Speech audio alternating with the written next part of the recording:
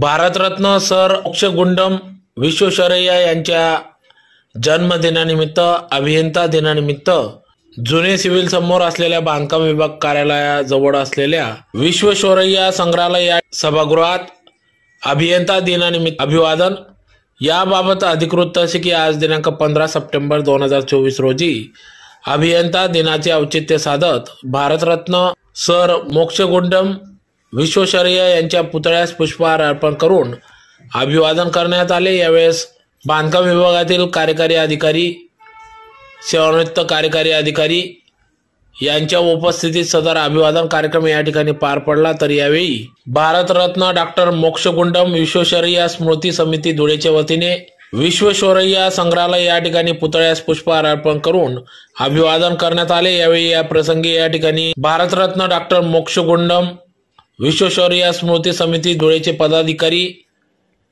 Builder असोसिएशनचे पदाधिकारी यांनी या ठिकाणी अभिवादन केले। या प्रसंगी या ठिकाणी श्री रवी बेलपाटक, संजय देसले, आशिष अग्रवाल, दीपक आहिरे, नितीन खिवसरा, सुनील मुंदडा, अक्षय मुंडके, अविनाश थोरात, महेंद्र विस्पुते, शेषराज जाधव, राजन खरोटे, विनम बादलीकर, अशोक अग्रवाल, भूषण माडी, विवेक बागोल, देवेंद्र कटियार आदी सर्व पदाधिकारी, कार्यकारी अभियंता या ठिकाणी उपस्थित होते।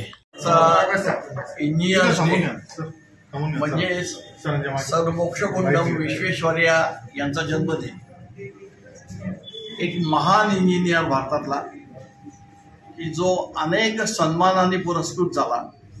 इतकेच नाही तर 1955 साली त्यांना भारतरत्नही मिळालं।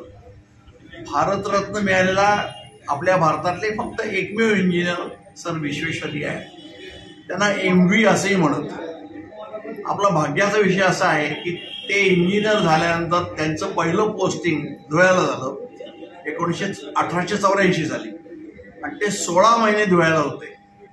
आणि त्या काळात त्यांनी डेडरगावहून, तेव्हा वीज नव्हती, डेडरगावहून ग्रॅव्हिटीने पाणी धुळे शहराला आणलं आणि ते फार मोठं काम आज ती योजना अजूनही चालू आहे। त्याच्याशिवाय दातर दिला साखरीजवळ सायफननी पाणी त्यांनी सुरुवात केली, ती फार मोठी गोष्ट झाली। त्यानंतर त्यांच्या संपूर्ण जीवनात इतकी प्रचंड कामं केली की त्याची यादी करणे कठीण आहे।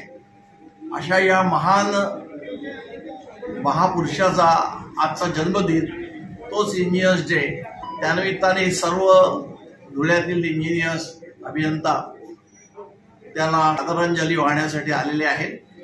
मी आजच्या या दिनाच्या सर्वांना शुभेच्छा देतो।